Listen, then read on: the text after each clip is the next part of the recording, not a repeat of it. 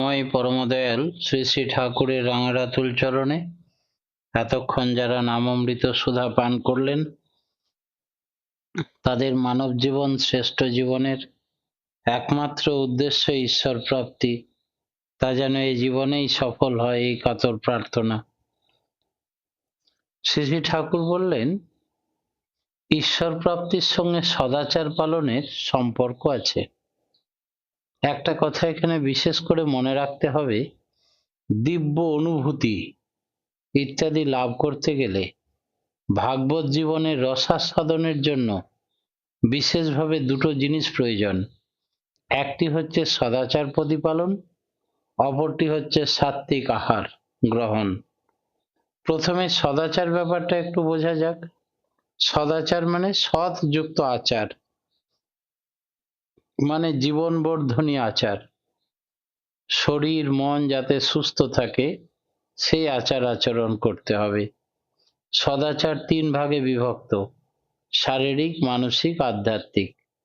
শারীরিক সদাচার হলো শরীর যাতে সুস্থ, সহনপটু, কর্মক্ষম থাকে এমন ভাবে চলা। কোনো প্রকার রোগ জীবাণু সংক্রমণ বা অত্যাধিক পরিশ্রম বা অবৈধ অনিয়ম চলনে শরীরের যাতে অসুস্থ না হয়ে পড়ে সেদিকে লক্ষ্য রাখতে হবে।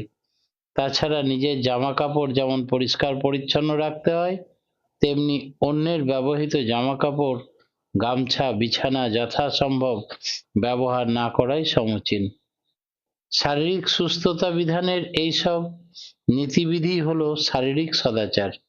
মানসিক সদাচার বলতে বোঝায় মনটা সর্বপ্রকার কুচিন্তা থেকে মুক্ত রাখা। কারো হয়তো বাইরের একটা খুব পরিচ্ছন্ন, কিন্তু ভেতরটা একেবারে ফিটফাট নয়, মনটা কুৎসিত কুটিল, সে অবশ্যই মানসিক সদাচার বিহীন।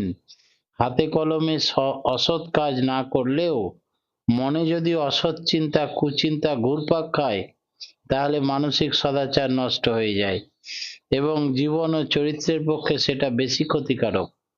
মানসিক সদাচারহীন কোনো লোকের হাতে অন্ন গ্রহণ করতে নেই, তাতে মানসিক অধোগতি হয়। এই কারণে সাধনার পথে যারা অগ্রসর হতে চান, তারা অন্ন গ্রহণ সম্বন্ধে যথেষ্ট সচেষ্ট সাবধানতা অবলম্বন করবেন। সবশেষে অথচ সর্বপ্রধান হলো আধ্যাত্মিক সদাচার। দেহের মধ্যে যেমন মস্তিষ্ক, তেমনি সদাচারের মধ্যে আধ্যাত্মিক সদাচারই প্রধান। আধ্যাত্মিকের মধ্যে আত্মা আছে। আত্মা শব্দের উৎপত্তি অধাতু থেকে, মানে সতত গমন। এই গমন হলো জীবন স্পন্দন, চলার গতি যাতে কোনোভাবে কলুষিত না হয়, উন্নত অধিগমনে নিয়ত চলৎশীল থাকতে পারে।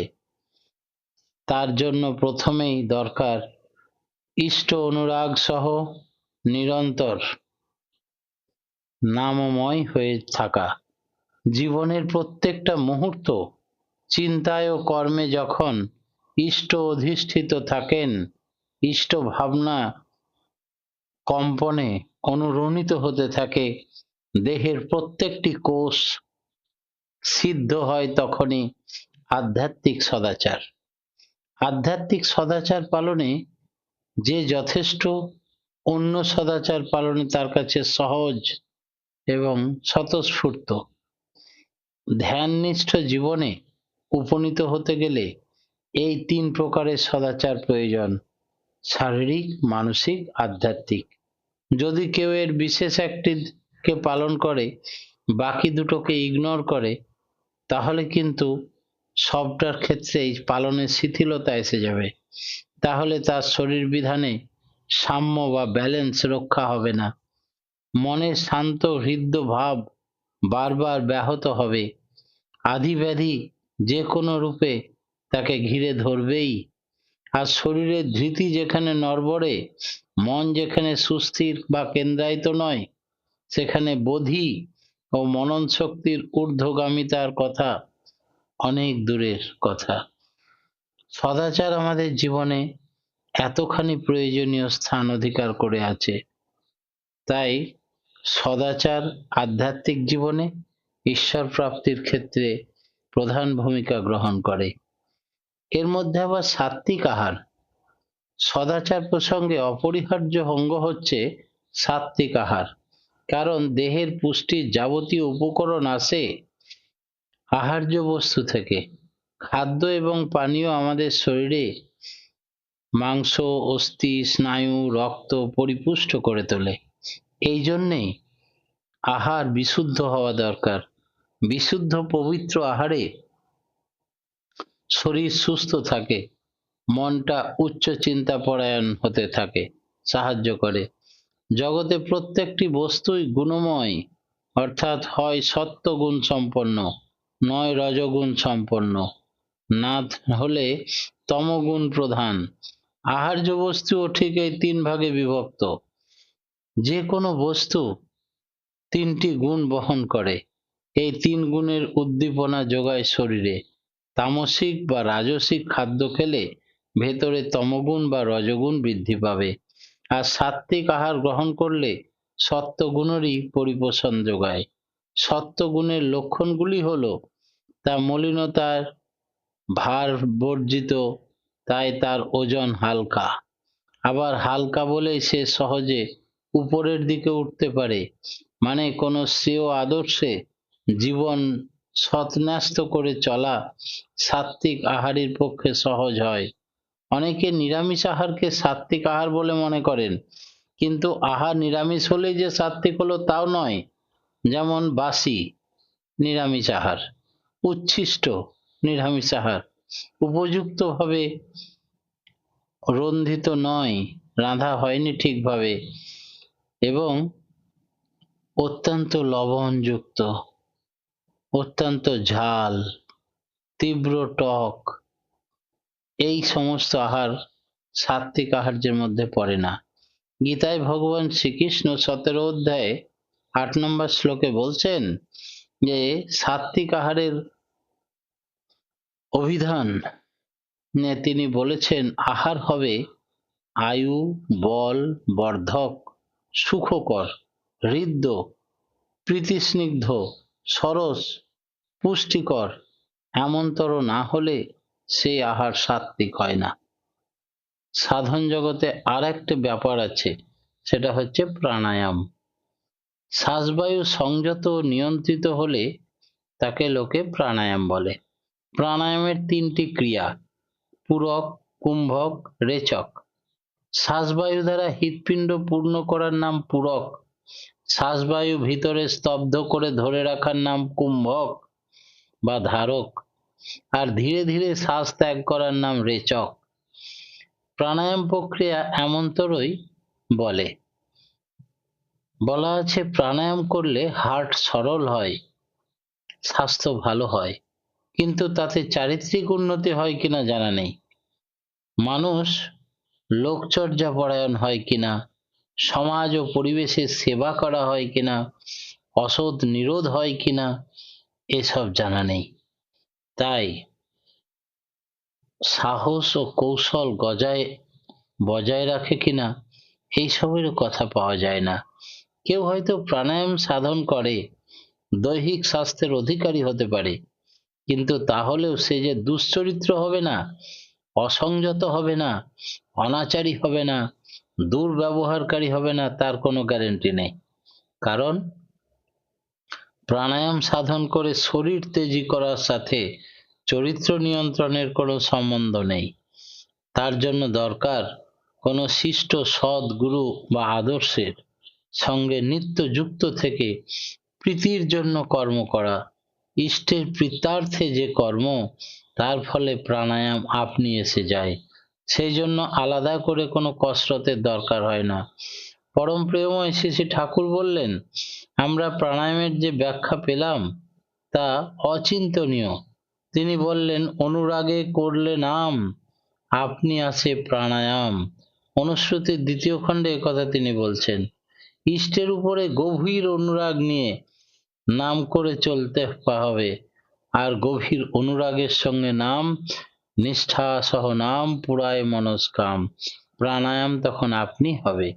কোনো বিষয়ে মানুষ যখন সূচি মুখ একক, মন মুখ এক করে উঠে, তখন তার শরীর ধর্মের অন্যতম ক্রিয়া স্বাভাবিকভাবে সংযত ও নিয়ন্ত্রিত হয়ে যায়।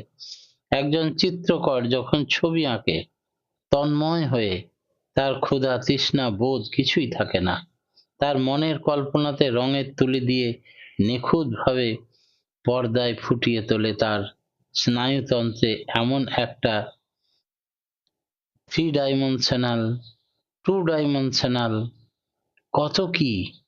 এই একমুখী চাপের সৃষ্টি হয়, তখন সে তার শ্বাস প্রশ্বাস চলছে কিনা সেটাও বুঝতে পারে না। আমরা বলি রুদ্ধশ্বাস অবস্থা। লৌকিক ব্যাপার যদি এই হয়, তাহলে কল্যাণ পুরুষের নাম ও ধ্যানে নিরত লেগে থাকলে তার অনুরাগ সহ কি অবস্থা দাঁড়াতে পারে। নাম ধ্যান মন যখন তনু মন ধন এক হয়ে যায়, তখনই সে এই অবস্থায় পৌঁছাতে পারে। দেহের সমস্ত স্নায়ু ওই নাম তথা নামী বা ধ্যেয়কে উপলব্ধি করার জন্য টান টান হয়ে যায়। সেই একমুখী টানের তীব্রতায় শরীরস্থ যাবতীয় ইন্দ্রিয়ের বোধ এবং অঙ্গ প্রত্যঙ্গের যান্ত্রিক ক্রিয়াগুলি আপনা থেকেই সীমিত হয়ে আসে। এই চিন্তা ছাড়া অন্য কোনো কিছু মনে প্রশ্রয় পায় না। এইভাবে সাধকের জীবনে প্রাণায়াম সিদ্ধ হয়ে ওঠে। এছাড়া প্রাণায়াম শব্দের আর একটা অর্থ আছে। শ্রী শ্রী ঠাকুর অভিধান খুলে একদিন দেখালেন, আয়াম মানে বিস্তার। অতএব প্রাণায়াম মানে প্রাণযুক্ত আয়াম, মানে প্রাণের বিস্তার।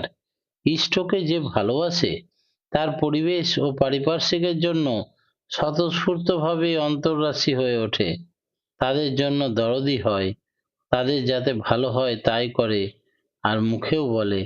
এইভাবে ইষ্টপ্রাণ ও যাজন লোকসেবার ভিতর দিয়ে মানুষের বহু কিছু উপকার সাধন করতে পারে।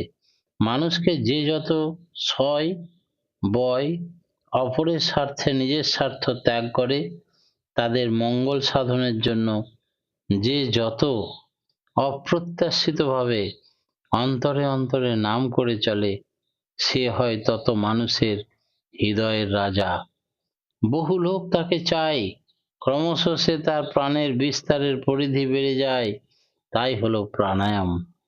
বহুর মাঝে এই যে এককে প্রাপ্তি, সেটা যদি ঈশ্বার্থে না হয়, তখন হয় না ভূতের বেগার খাটায় একমাত্র নামান্তর। একটা লোক বহু কিছু করছে, কিন্তু করার পিছনে হয় তার কোনো আত্মখ্যাতি, প্রতিষ্ঠা লাভ, মোহ, হীনমন্যতা, অহং কাজ করে। আর ওই ব্যাপ্তি কিন্তু প্রাণায়ামে উপনীত করা যায় না। তার দ্বারা খানিকটা লোকপরিচিতি হয়তো হতে পারে, আত্মিক উন্নতি হয়তো কিছুটা হতে পারে, তাতে ওই লোকসেবকের পূর্বে নিজের ইষ্ট আদর্শের সঙ্গে দৃঢ়ভাবে সঙ্গবদ্ধ হতে হবে।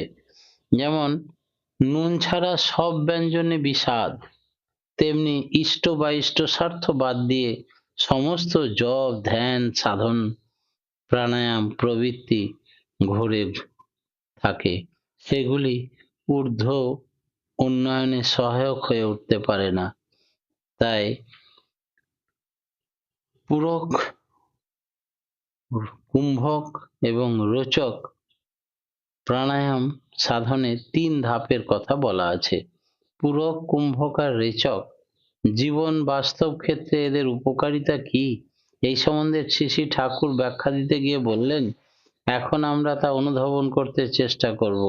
পূরক মানে শ্রী শ্রী ঠাকুর বলছেন ইষ্ট এবং ইষ্ট স্বার্থের অনুকূল যা, তাই দিয়ে জীবন পাত্র পূর্ণ করে ফেলো, তার নাম পূরক বা পূরণ করা। ইষ্ট যেমন চান তেমনিতেই যেন খাদ্যখানা আহার বিহার আচার আচরণ ব্যবহার সবকিছু নিয়ন্ত্রিত হয়, কিবা নিদ্রায় কিবা জাগরণে, জীবনের প্রত্যেকটি ক্ষণে যেন ইষ্ট অনুশাসনে অনুশাসিত হয়ে চলতে পারি। এইভাবে পূরকের সার্থকতা। আর ইষ্টের প্রতিনিধি যখন অতি যত্নের সাথে জীবন রক্ষা করা হয়, ইষ্ট নাম যখন ভেতরে নিরন্তর চলতে থাকে, কোনো অবস্থায় সেই ভাবভূমি থেকে স্খলন না ঘটে, তাকেই বলা হয় কুম্ভক বা ধারক। কথিত আছে, শ্বাসবায়ু নিয়ন্ত্রণ করে কুম্ভক অভ্যাস করতে থাকলে শরীর হালকা হয়ে যায়। তখন শরীরের মাটি ছেড়ে উপরের দিকে উঠে পড়ে।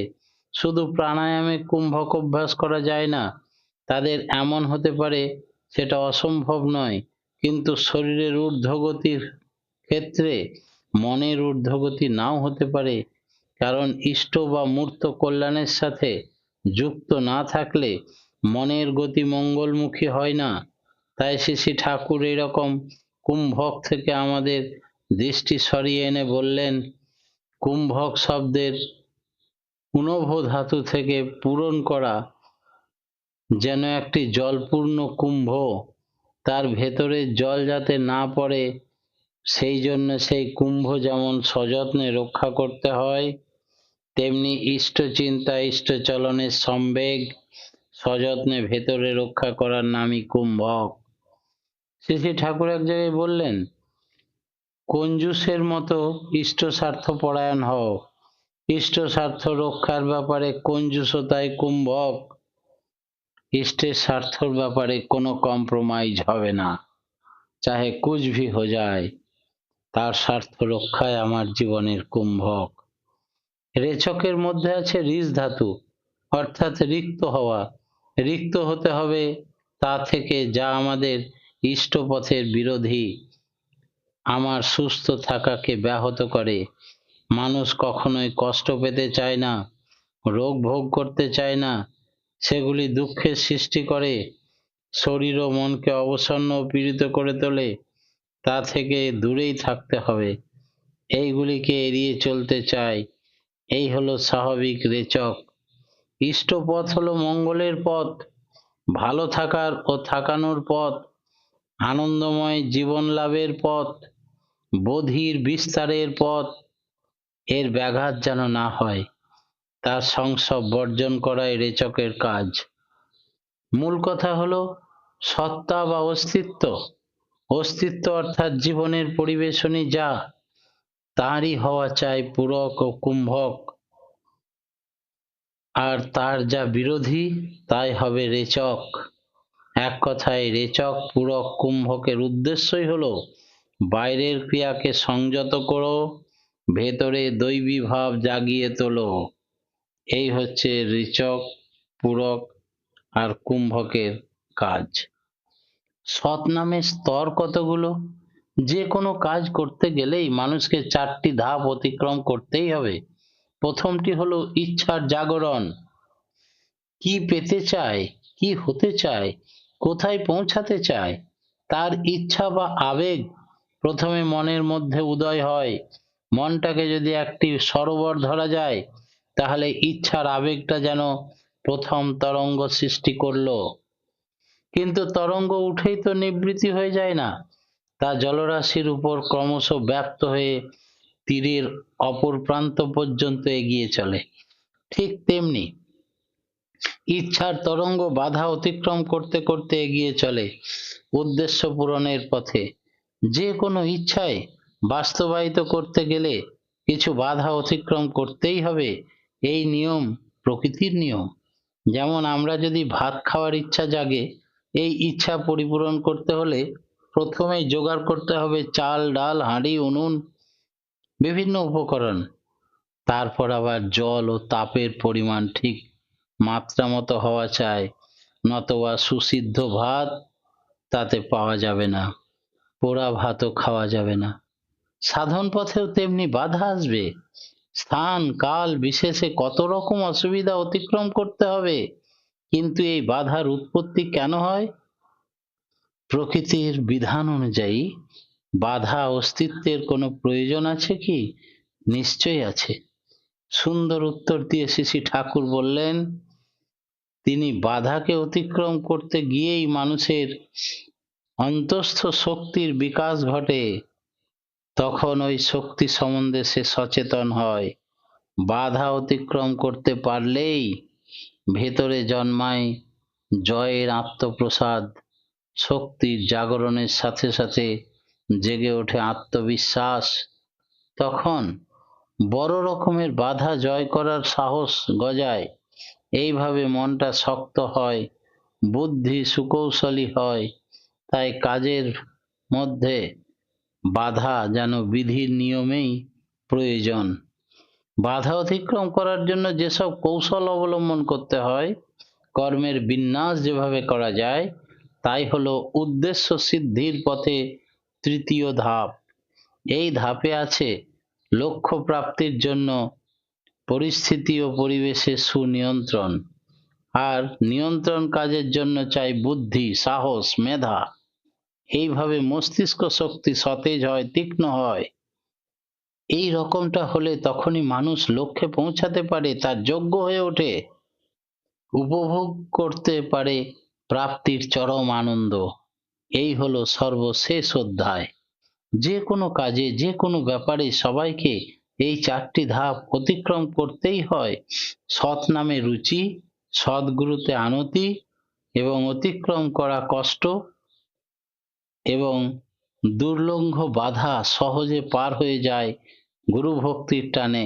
এরকম অসাধ্য সাধনের অজস্র কাহিনী আমাদের দেশে প্রচলিত আছে। সব সাধকেরই সাধন হতে পারে একমাত্র সৎ নামের শক্তিতে। এই মহাশক্তিধর হচ্ছে সৎনাম। এই নাম শুধু শব্দমাত্র নয়, বলা যায় দুনিয়ার সমস্ত রহস্যের মরকজ, উদ্ঘাটনের চাবিকাঠি, তিজুরির চাবিকাঠি, সব খেয়ালে চাবির মতো একেবারে মাস্টার কি। যার যেমন ভাব তার তেমন লাভ। সব রকম সমস্যার সুষ্ঠু সমাধানের মূল মন্ত্র হচ্ছে এই শ্রেষ্ঠ বীজ মন্ত্র। অটুট বিশ্বাসে নাম করে চলতে হবে, আর বুঝতে হবে এর মহিমা এবং ঐশ্বর্য। নামময়ের ফলে মস্তিষ্কের কোষগুলি, পাপড়িগুলি চোখ মেলতে থাকে, আর সৃষ্টির বিবর্তন ধারায় সেই সব রূপ, রস, গন্ধ, স্পর্শ প্রস্ফুটিত হয়ে ওঠে। সবগুলির সাথে সাধকের পরিচিতি ঘটে। জাগতিক ব্যাপার, বিষয়গুলির কারণ সম্বন্ধে নিশ্চয়ত্ব প্রতীতি জন্মায়, ফলে তার পদক্ষেপে ভুল হয় না। অতি সংকটকালের পরিস্থিতিতেও নির্ণয় নিতে পারে দ্রুত গতিতে, নিঃসন্দেহে, নিশ্চিন্তে, ইষ্টের সাথে নিরন্তর যোগযুক্ত থাকার ফলে প্রবৃত্তি আর তাকে টলাতে পারে না, চলাতে পারে না। কোনো রকম লোভের হাতছানিতে সে চলে না। আদর্শ, ধর্ম, কৃষ্টি ক্ষুণ্ণ হতে পারে এমন কোনো কাজ সে করে না। গুরুজনও বলেন তার দ্বারা কখনো প্রভাবিত হয় না এমনতর মানুষই